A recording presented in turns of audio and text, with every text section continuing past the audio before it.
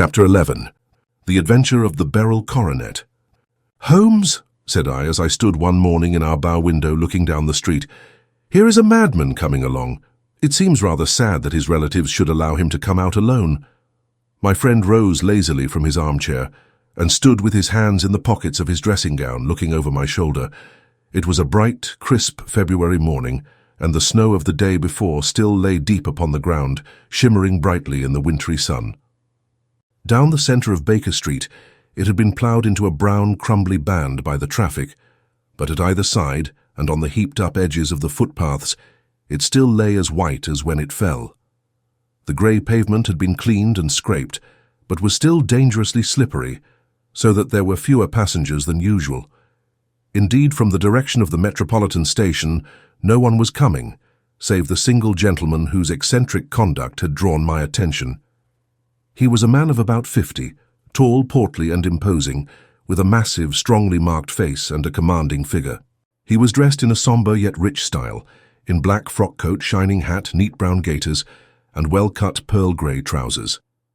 Yet his actions were in absurd contrast to the dignity of his dress and features, for he was running hard, with occasional little springs such as a weary man gives, who is little accustomed to set any tax upon his legs. As he ran, he jerked his hands up and down, waggled his head, and writhed his face into the most extraordinary contortions. "What on earth can be the matter with him?" I asked. "He is looking up at the numbers of the houses." "I believe that he is coming here," said Holmes, rubbing his hands. "Here? Yes, I rather think he is coming to consult me professionally. I think that I recognize the symptoms. Ha, did I not tell you?" As he spoke, the man, puffing and blowing, rushed at our door and pulled at our bell, until the whole house resounded with the clanging. A few moments later he was in our room, still puffing, still gesticulating, but with so fixed a look of grief and despair in his eyes that our smiles were turned in an instant to horror and pity. For a while he could not get his words out, but swayed his body and plucked at his hair like one who has been driven to the extreme limits of his reason. Then, suddenly springing to his feet, he beat his head against the wall with such force that we both rushed upon him and tore him away to the center of the room. Sherlock Holmes pushed him down into the easy-chair and, sitting beside him, patted his hand and chatted with him in the easy, soothing tones which he knew so well how to employ. "You have come to me to tell your story, have you not?" said he. "You are fatigued with your haste. Pray wait until you have recovered yourself, and then I shall be most happy to look into any little problem which you may submit to me." The man sat for a minute or more with a heaving chest, fighting against his emotion. Then he passed his handkerchief over his brow, set his lips tight, and turned his face towards us. "No doubt you think me mad," said he. "I see that you have had some great trouble," responded Holmes. "God knows I have, a trouble which is enough to unseat my reason, so sudden and so terrible is it. Public disgrace I might have faced, although I am a man whose character has never yet borne a stain. Private affliction also is the lot of every man, but the two coming together, and in so frightful a form, have been enough to shake my very soul. Besides, it is not I alone. The very noblest in the land may suffer unless some way be found out of this horrible affair." "Pray compose yourself, sir," said Holmes, "and let me have a clear account of who you are and what it is that has befallen you." "My name," answered our visitor, "is probably familiar to your ears. I am Alexander Holder, of the banking firm of Holder and Stevenson, of Threadneedle Street." The name was indeed well known to us as belonging to the senior partner in the second largest private banking concern in the City of London. What could have happened then to bring one of the foremost citizens of London to this most pitiable pass? We waited, all curiosity, until with another effort he braced himself to tell his story. "I feel that time is of value," said he. "That is why I hastened here when the police inspector suggested that I should secure your cooperation. I came to Baker Street by the Underground and hurried from there on foot, for the cabs go slowly through this snow. That is why I was so out of breath, for I am a man who takes very little exercise. I feel better now, and I will put the facts before you as shortly and yet as clearly as I can. It is, of course, well known to you that in a successful banking business as much depends upon our being able to find remunerative investments for our funds as upon our increasing our connection and the number of our depositors. One of our most lucrative means of laying out money is in the shape of loans where the security is unimpeachable. We have done a good deal in this direction during the last few years, and there are many noble families to whom we have advanced large sums upon the security of their pictures, libraries, or plate. Yesterday morning, I was seated in my office at the bank when a card was brought in to me by one of the clerks. I started when I saw the name, for it was that of none other than, well, perhaps even to you I had better say no more than that it was a name which is a household word all over the earth, one of the highest, noblest, most exalted names in England. I was overwhelmed by the honor, and attempted when he entered to say so, but he plunged at once into business with the air of a man who wishes to hurry quickly through a disagreeable task. "Mr. Holder," said he, "I have been informed that you are in the habit of advancing money." "The firm does so when the security is good," I answered. "It is absolutely essential to me," said he, "that I should have $50,000 at once. I could, of course, borrow so trifling a sum 10 times over from my friends, but I much prefer to make it a matter of business, and to carry out that business myself. In my position, you can readily understand that it is unwise to place oneself under obligations. For how long, may I ask, do you want this sum?" "Do," I asked. "Next Monday I have a large sum due to me, and I shall then most certainly repay what you advance with whatever interest you think it right to charge. But it is very essential to me that the money should be paid at once." "I should be happy to advance it without further parley from my own private purse," said I, "were it not that the strain would be rather more than it could bear. If, on the other hand, I am to do it in the name of the firm, then in justice to my partner, I must insist that, even in your case, every business-like precaution should be taken." "I should much prefer to have it so," said he, raising up a square black morocco case which he had laid beside his chair. "You have doubtless heard of the Beryl Coronet?" "One of the most precious public possessions of the empire," said I. "Precisely." He opened the case, and there, embedded in soft, flesh-colored velvet, lay the magnificent piece of jewelry which he had named. "There are 39 enormous beryls," said he, "and the price of the gold chasing is incalculable. The lowest estimate would put the worth of the coronet at double the sum which I have asked. I am prepared to leave it with you as my security." I took the precious case into my hands, and looked in some perplexity from it to my illustrious client. "You doubt its value?" he asked. "Not at all, I only doubt the propriety of my leaving it. You may set your mind at rest about that. I should not dream of doing so were it not absolutely certain that I should be able in 4 days to reclaim it. It is a pure matter of form. Is the security sufficient?" "Ample. You understand, Mr. Holder, that I am giving you a strong proof of the confidence which I have in you, founded upon all that I have heard of you. I rely upon you not only to be discreet and to refrain from all gossip upon the matter, but above all to preserve this coronet with every possible precaution, because I need not say that a great public scandal would be caused if any harm were to befall it. Any injury to it would be almost as serious as its complete loss, for there are no beryls in the world to match these, and it would be impossible to replace them. I leave it with you, however, with every confidence, and I shall call for it in person on Monday morning." Seeing that my client was anxious to leave, I said no more, but, calling for my cashier, I ordered him to pay over $51,000 notes. When I was alone once more, however, with the precious case lying upon the table in front of me, I could not but think with some misgivings of the immense responsibility which it entailed upon me. There could be no doubt that, as it was a national possession, a horrible scandal would ensue if any misfortune should occur to it. I already regretted having ever consented to take charge of it. However, it was too late to alter the matter now, so I locked it up in my private safe and turned once more to my work. When evening came, I felt that it would be an imprudence to leave so precious a thing in the office behind me. Bankers' safes had been forced before now, and why should not mine be? If so, how terrible would be the position in which I should find myself?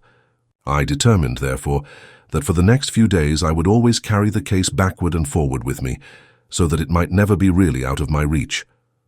With this intention, I called a cab and drove out to my house at Streatham, carrying the jewel with me. I did not breathe freely until I had taken it upstairs and locked it in the bureau of my dressing-room. And now a word as to my household, Mr. Holmes, for I wish you to thoroughly understand the situation. My groom and my page sleep out of the house and may be set aside altogether. I have 3 maid servants who have been with me a number of years, and whose absolute reliability is quite above suspicion. Another, Lucy Parr, the second waiting maid, has only been in my service a few months. She came with an excellent character, however, and has always given me satisfaction.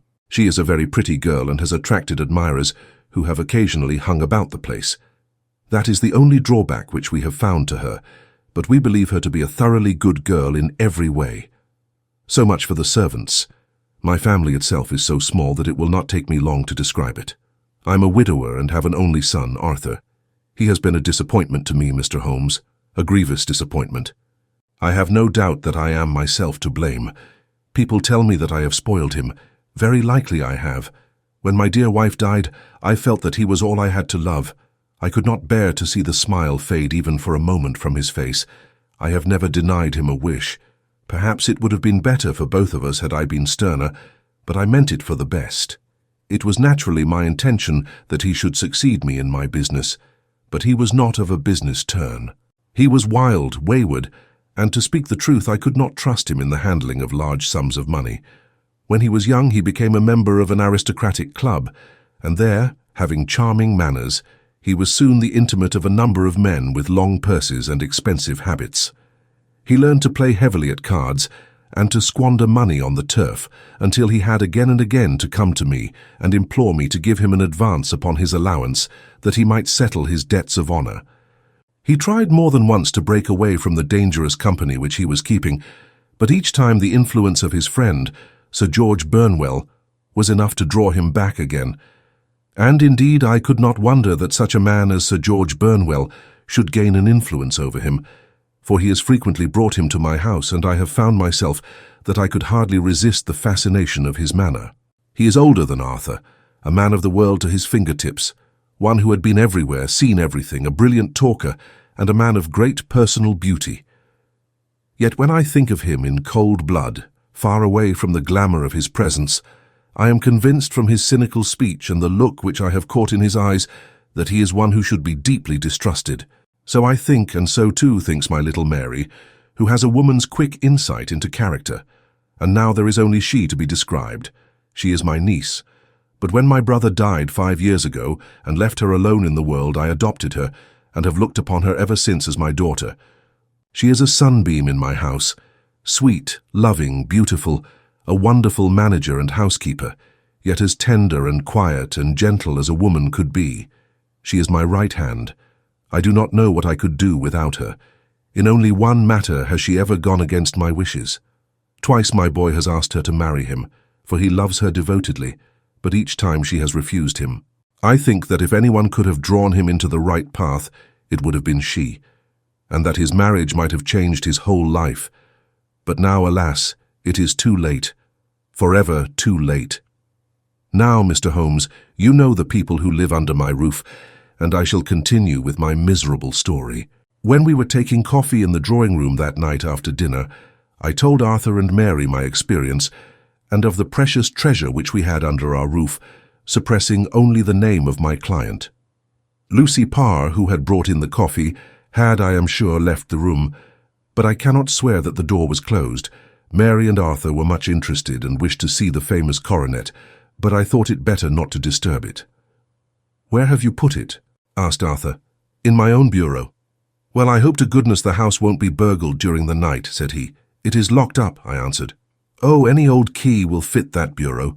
When I was a youngster, I have opened it myself with the key of the box-room cupboard." He often had a wild way of talking, so that I thought little of what he said. He followed me to my room, however, that night with a very grave face. "Look here, Dad," said he with his eyes cast down. "Can you let me have 200? "No, I cannot," I answered sharply. "I have been far too generous with you in money matters." "You have been very kind," said he, "but I must have this money, or else I can never show my face inside the club again." "And a very good thing, too," I cried. "Yes, but you would not have me leave it a dishonored man," said he. "I could not bear the disgrace.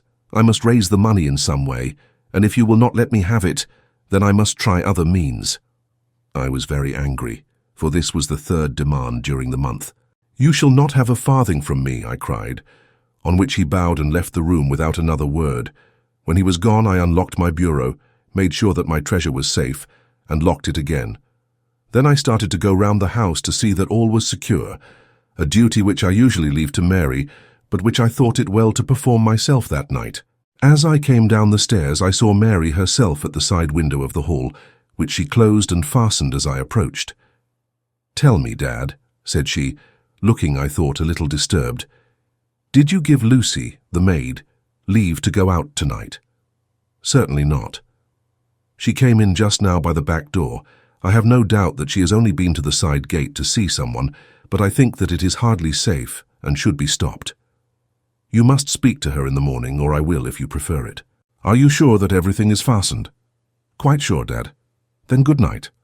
I kissed her and went up to my bedroom again, where I was soon asleep. I am endeavouring to tell you everything, Mr. Holmes, which may have any bearing upon the case, but I beg that you will question me upon any point which I do not make clear. On the contrary, your statement is singularly lucid. I come to a part of my story now in which I should wish to be particularly so. I am not a very heavy sleeper, and the anxiety in my mind tended, no doubt, to make me even less so than usual. About 2 in the morning, then, I was awakened by some sound in the house. It had ceased ere I was wide awake, but it had left an impression behind it as though a window had gently closed somewhere. I lay listening with all my ears. Suddenly, to my horror, there was a distinct sound of footsteps moving softly in the next room. I slipped out of bed, all palpitating with fear, and peeped round the corner of my dressing-room door. "Arthur!" I screamed. "You villain! You thief! How dare you touch that coronet?" The gas was half up as I had left it, and my unhappy boy, dressed only in his shirt and trousers, was standing beside the light, holding the coronet in his hands. He appeared to be wrenching at it, or bending it with all his strength. At my cry, he dropped it from his grasp and turned as pale as death. I snatched it up and examined it. One of the gold corners with 3 of the beryls in it was missing. "You blackguard!" I shouted beside myself with rage. "You have destroyed it. You have dishonoured me forever. Where are the jewels which you have stolen?" "Stolen!" he cried. "Yes, thief!" I roared, shaking him by the shoulder. "There are none missing." "There cannot be any missing," said he. "There are 3 missing." "And you know where they are? Must I call you a liar as well as a thief? Did I not see you trying to tear off another piece?" "You have called me names enough," said he. "I will not stand it any longer. I shall not say another word about this business, since you have chosen to insult me. I will leave your house in the morning and make my own way in the world." "You shall leave it in the hands of the police," I cried, half mad with grief and rage. "I shall have this matter probed to the bottom." "You shall learn nothing from me," said he, with a passion such as I should not have thought was in his nature. "If you choose to call the police, let the police find what they can." By this time the whole house was astir, for I had raised my voice in my anger. Mary was the first to rush into my room, and at the sight of the coronet and of Arthur's face, she read the whole story and with a scream fell down senseless on the ground. I sent the housemaid for the police, and put the investigation into their hands at once. When the inspector and a constable entered the house, Arthur, who had stood sullenly with his arms folded, asked me whether it was my intention to charge him with theft. I answered that it had ceased to be a private matter, but had become a public one, since the ruined coronet was national property. I was determined that the law should have its way in everything. "At least," said he, "you will not have me arrested at once. It would be to your advantage as well as mine if I might leave the house for 5 minutes. That you may get away, or perhaps that you may conceal what you have stolen," said I. And then, realizing the dreadful position in which I was placed, I implored him to remember that not only my honour, but that of one who was far greater than I was at stake, and that he threatened to raise a scandal which would convulse the nation. He might avert it all if he would, but tell me what he had done with the 3 missing stones. "You may as well face the matter," said I. "You have been caught in the act, and no confession could make your guilt more heinous. If you but make such reparation as is in your power, by telling us where the beryls are, all shall be forgiven and forgotten." "Keep your forgiveness for those who ask for it," he answered, turning away from me with a sneer. I saw that he was too hardened for any words of mine to influence him. There was but one way for it. I called in the inspector and gave him into custody. A search was made at once, not only of his person but of his room and of every portion of the house where he could possibly have concealed the gems. But no trace of them could be found, nor would the wretched boy open his mouth for all our persuasions and our threats. This morning he was removed to a cell, and I, after going through all the police formalities, have hurried round to you to implore you to use your skill in unravelling the matter. The police have openly confessed that they can at present make nothing of it. You may go to any expense which you think necessary. I have already offered a reward of $1,000. My God, what shall I do? I have lost my honor, my gems, and my son in one night. Oh, what shall I do? He put a hand on either side of his head and rocked himself to and fro, droning to himself like a child whose grief has got beyond words. Sherlock Holmes sat silent for some few minutes, with his brows knitted and his eyes fixed upon the fire. "Do you receive much company?" he asked. "None save my partner with his family and an occasional friend of Arthur's. Sir George Burnwell has been several times lately. No one else, I think. Do you go out much in society?" "Arthur does. Mary and I stay at home. We neither of us care for it. That is unusual in a young girl. She is of a quiet nature. Besides, she is not so very young. She is 24. This matter, from what you say, seems to have been a shock to her also. Terrible, she is even more affected than I.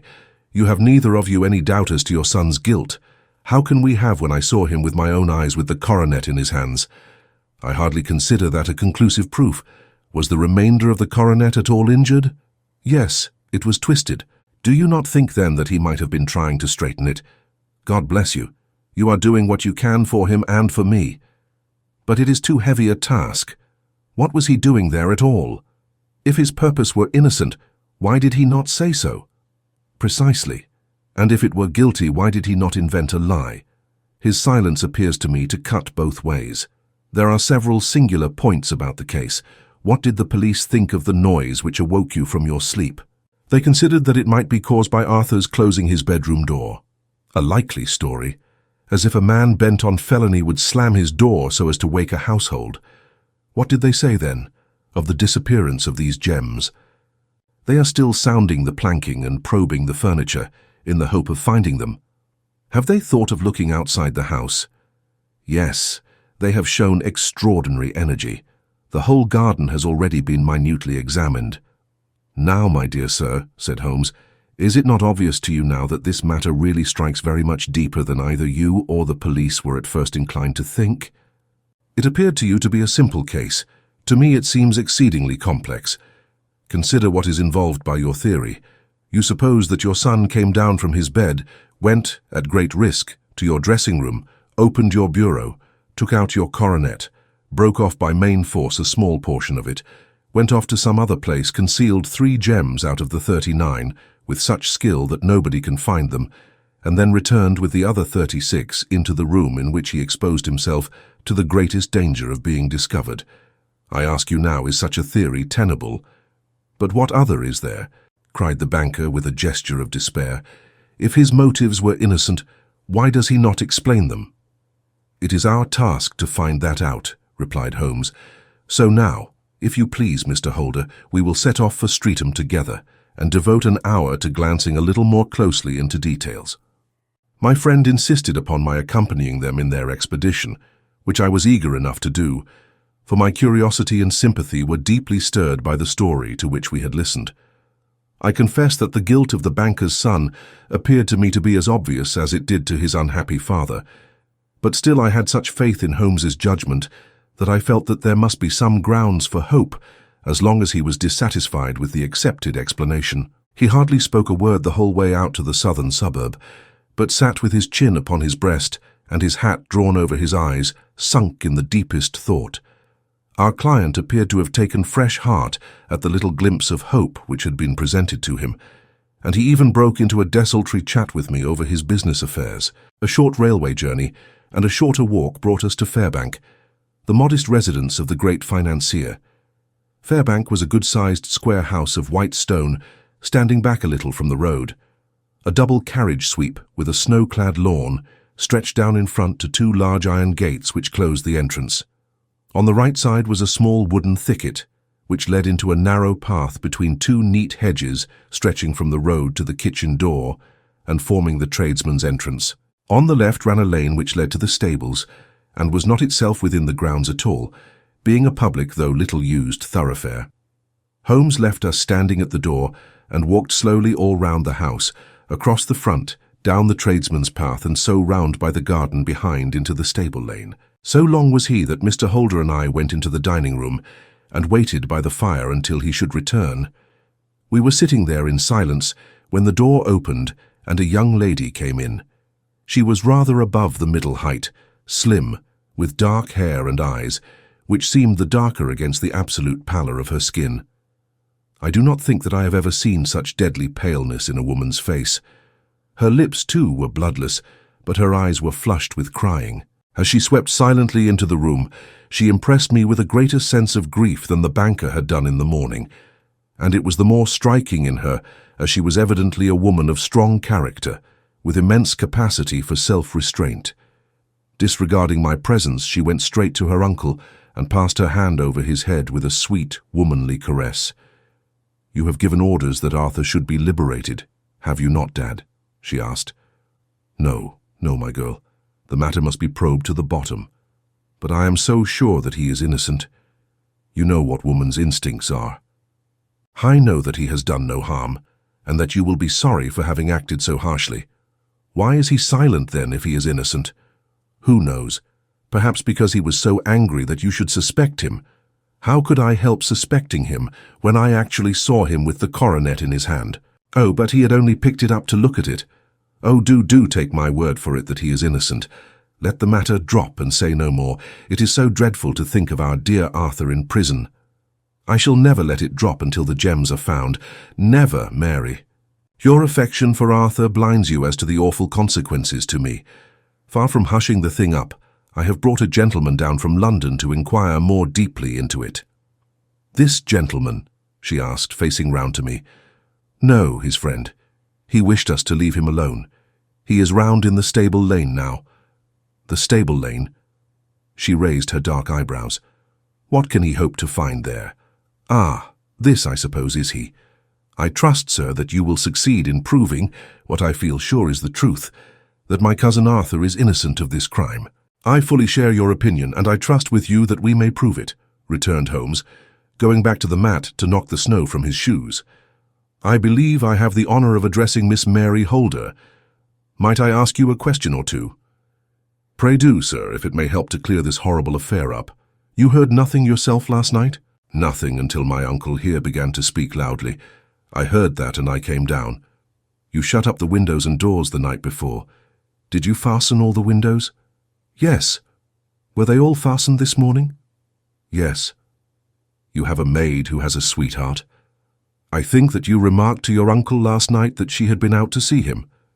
"Yes, and she was the girl who waited in the drawing-room, and who may have heard uncle's remarks about the coronet." "I see. You infer that she may have gone out to tell her sweetheart, and that the two may have planned the robbery." "But what is the good of all these vague theories?" cried the banker impatiently, "when I have told you that I saw Arthur with the coronet in his hands?" "Wait a little, Mr. Holder. We must come back to that. About this girl, Miss Holder. You saw her return by the kitchen door, I presume?" "Yes, when I went to see if the door was fastened for the night, I met her slipping in." "I saw the man, too, in the gloom. Do you know him?" "Oh, yes, he is the greengrocer who brings our vegetables round. His name is Francis Prosper." "He stood," said Holmes, "to the left of the door, that is to say, farther up the path than is necessary to reach the door." "Yes, he did. And he is a man with a wooden leg." Something like fear sprang up in the young lady's expressive black eyes. "Why, you are like a magician," said she. "How do you know that?" She smiled, but there was no answering smile in Holmes's thin, eager face. "I should be very glad now to go upstairs," said he. "I shall probably wish to go over the outside of the house again. Perhaps I had better take a look at the lower windows before I go up." He walked swiftly round from one to the other, pausing only at the large one which looked from the hall onto the stable lane. This he opened and made a very careful examination of the sill with his powerful magnifying lens. "Now we shall go upstairs," said he at last. The banker's dressing room was a plainly furnished little chamber with a grey carpet, a large bureau, and a long mirror. Holmes went to the bureau first and looked hard at the lock. "Which key was used to open it?" he asked. that which my son himself indicated, that of the cupboard of the lumber room. Have you it here?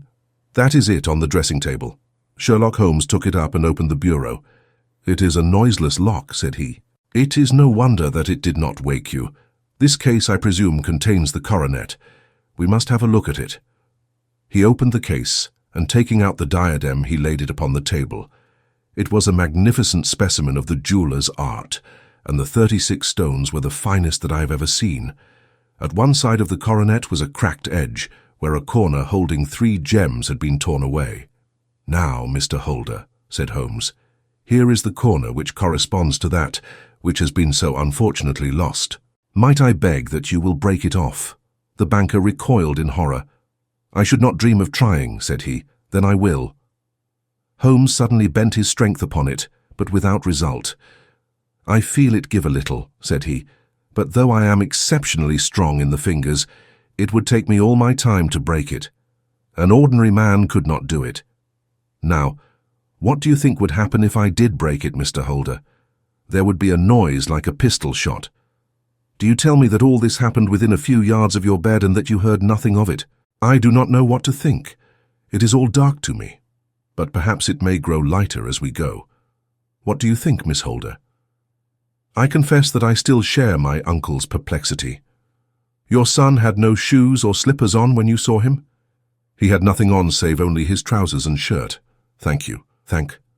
We have certainly been favoured with extraordinary luck during this inquiry, and it will be entirely our own fault if we do not succeed in clearing the matter up. With your permission, Mr. Holder, I shall now continue my investigations outside. He went alone at his own request, for he explained that any unnecessary footmarks might make his task more difficult. For an hour or more he was at work, returning at last with his feet heavy with snow and his features as inscrutable as ever. I think that I have seen now all that there is to see, Mr. Holder, said he. I can serve you best by returning to my rooms. But the gems, Mr. Holmes, where are they? I cannot tell. The banker wrung his hands. I shall never see them again, he cried. And my son, you give me hopes? My opinion is in no way altered. Then, for God's sake, what was this dark business which was acted in my house last night? If you can call upon me at my Baker Street rooms tomorrow morning between 9 and 10, I shall be happy to do what I can to make it clearer. I understand that you give me carte blanche to act for you, provided only that I get back the gems, and that you place no limit on the sum I may draw. I would give my fortune to have them back. Very good. I shall look into the matter between this and then. Goodbye. It is just possible that I may have to come over here again before evening. It was obvious to me that my companion's mind was now made up about the case, although what his conclusions were was more than I could even dimly imagine. Several times during our homeward journey, I endeavoured to sound him upon the point, but he always glided away to some other topic until at last I gave it over in despair. It was not yet 3 when we found ourselves in our rooms once more. He hurried to his chamber and was down again in a few minutes, dressed as a common loafer. With his collar turned up, his shiny, seedy coat, his red cravat, and his worn boots, he was a perfect sample of the class. I think that this should do, said he, glancing into the glass above the fireplace. I only wish that you could come with me, Watson, but I fear that it won't do. I may be on the trail in this matter, or I may be following a will-o'-the-wisp, but I shall soon know which it is. I hope that I may be back in a few hours. He cut a slice of beef from the joint upon the sideboard, sandwiched it between 2 rounds of bread, and thrusting this rude meal into his pocket, he started off upon his expedition. I had just finished my tea when he returned, evidently in excellent spirits, swinging an old elastic-sided boot in his hand. He chucked it down into a corner and helped himself to a cup of tea. I only looked in as I passed, said he. I'm going right on. Where to? Oh, to the other side of the West End. It may be some time before I get back. Don't wait up for me in case I should be late. How are you getting on? Oh, so, nothing to complain of. I have been out to Streatham since I saw you last, but I did not call at the house. It is a very sweet little problem, and I would not have missed it for a good deal.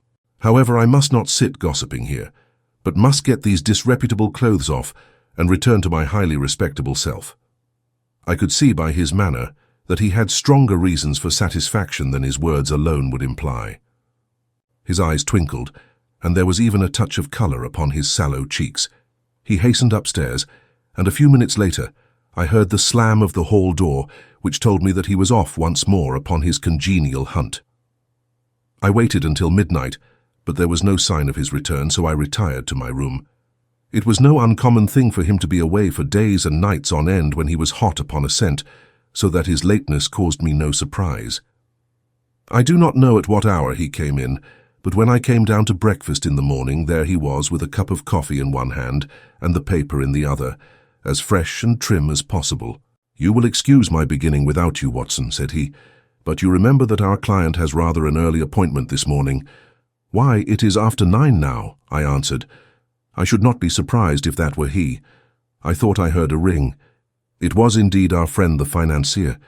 I was shocked by the change which had come over him, for his face, which was naturally of a broad and massive mould, was now pinched and fallen in, while his hair seemed to me at least a shade whiter. He entered with a weariness and lethargy which was even more painful than his violence of the morning before, and he dropped heavily into the armchair which I pushed forward for him. "I do not know what I have done to be so severely tried," said he.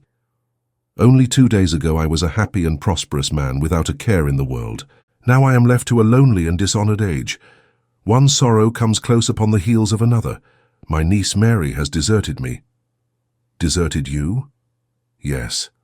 Her bed this morning had not been slept in, her room was empty, and a note for me lay upon the hall table. I had said to her last night, in sorrow and not in anger, that if she had married my boy all might have been well with him. Perhaps it was thoughtless of me to say so.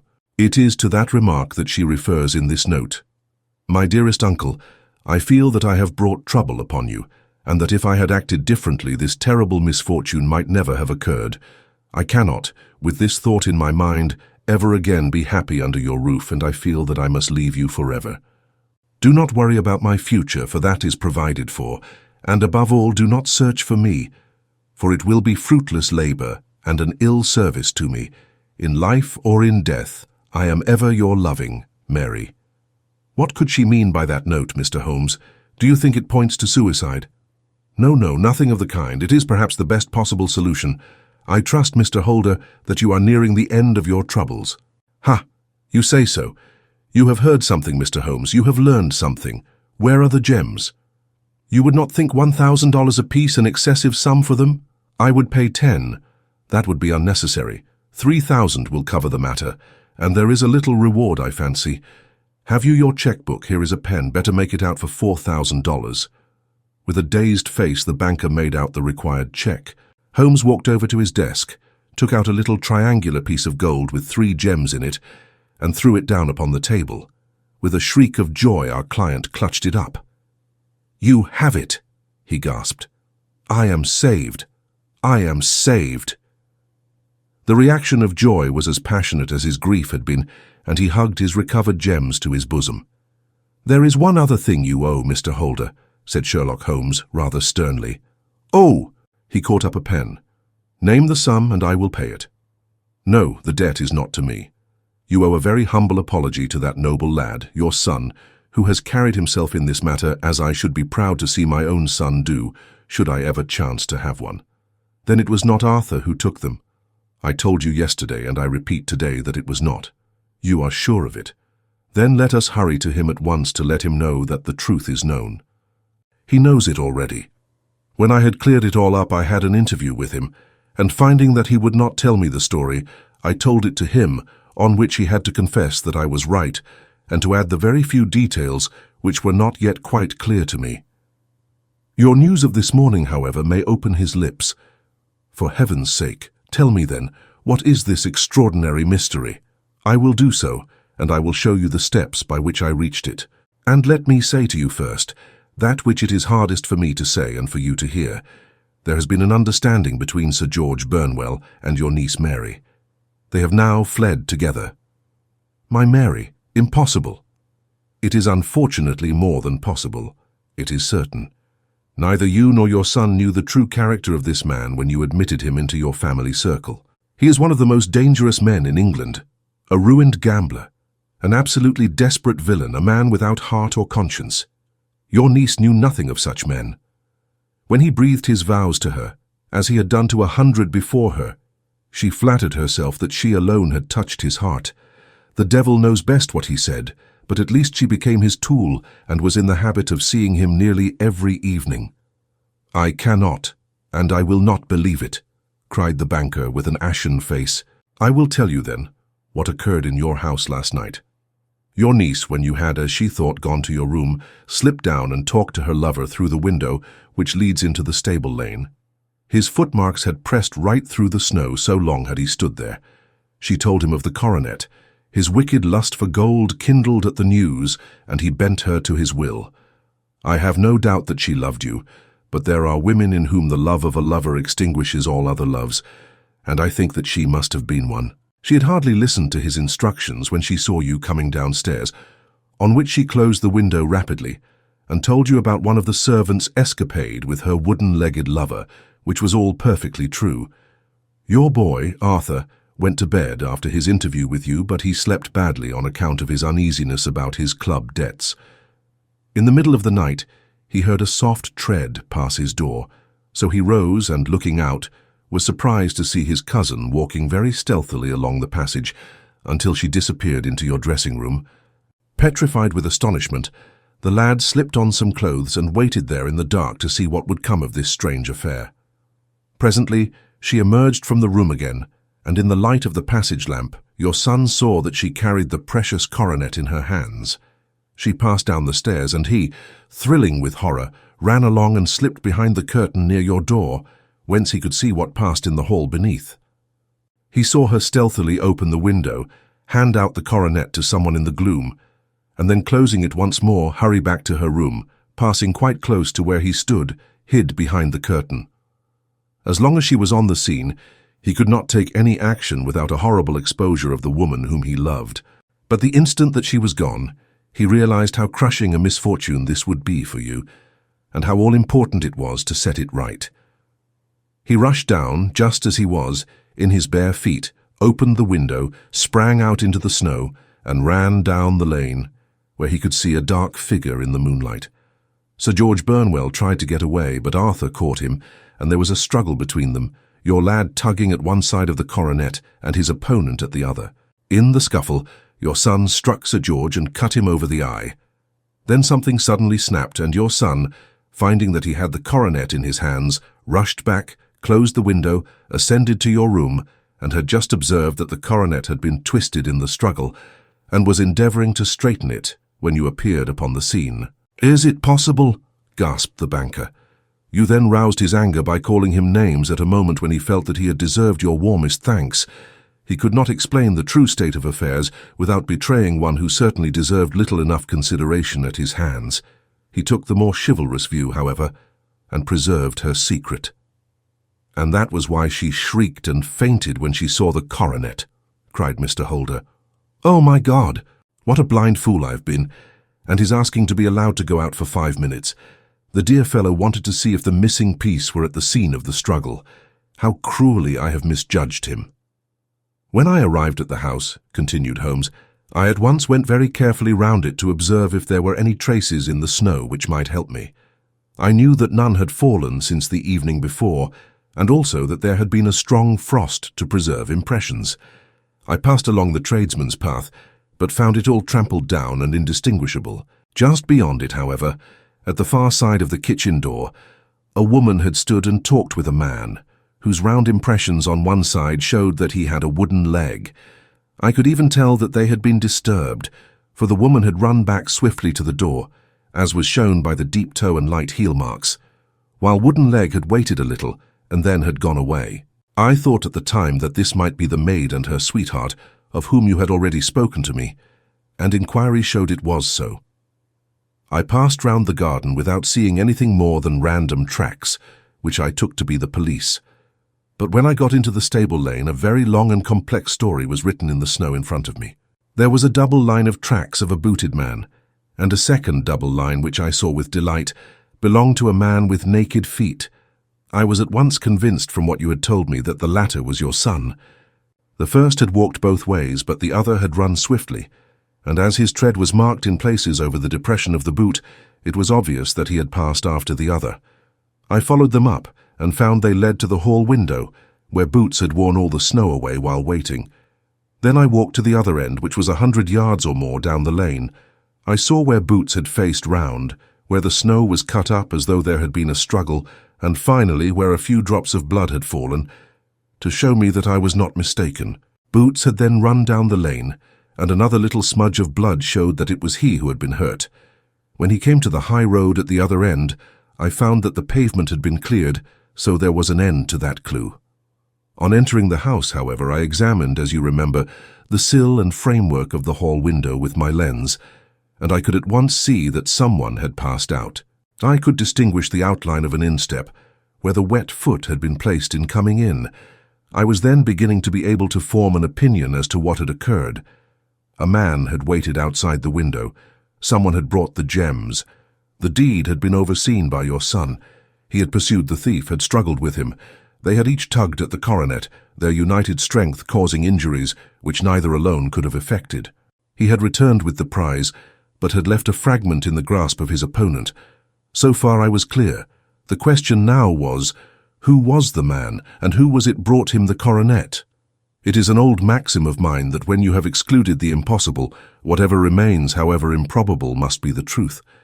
Now I knew that it was not you who had brought it down, so there only remained your niece and the maids.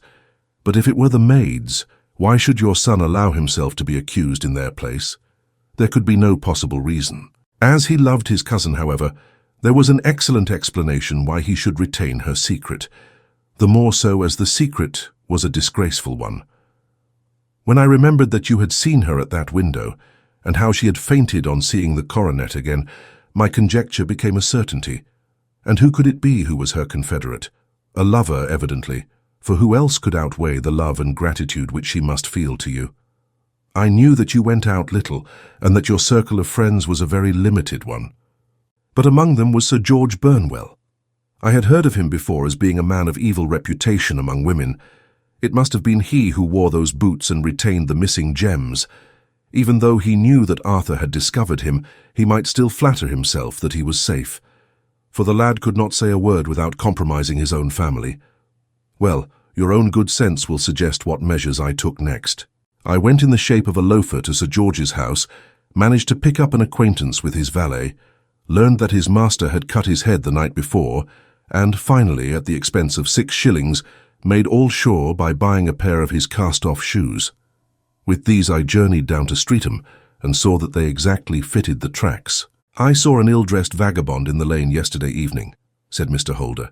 "Precisely, it was I. I found that I had my man, so I came home and changed my clothes. It was a delicate part which I had to play then, for I saw that a prosecution must be avoided to avert scandal, and I knew that so astute a villain would see that our hands were tied in the matter. I went and saw him. At first, of course, he denied everything, but when I gave him every particular that had occurred, he tried to bluster and took down a life-preserver from the wall. I knew my man, however, and I clapped a pistol to his head before he could strike. Then he became a little more reasonable. I told him that we would give him a price for the stones he held of 1,000 apiece. That brought out the first signs of grief that he had shown. 'Why, dash it all,' said he, 'I've let them go at 600 for the 3.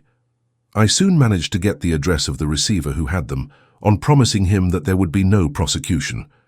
Off I set to him, and after much chaffering I got our stones at $1,000 apiece. Then I looked in upon your son, told him that all was right, and eventually got to my bed about 2 o'clock after what I may call a really hard day's work. A day which has saved England from a great public scandal," said the banker, rising. "Sir, I cannot find words to thank you, but you shall not find me ungrateful for what you have done. Your skill has indeed exceeded all that I have heard of it. And now I must fly to my dear boy to apologize to him for the wrong which I have done him. As to what you tell me of poor Mary, it goes to my very heart. Not even your skill can inform me where she is now." "I think that we may safely say," returned Holmes, "that she is wherever Sir George Burnwell is. It is equally certain, too, that whatever her sins are, they will soon receive a more than sufficient punishment.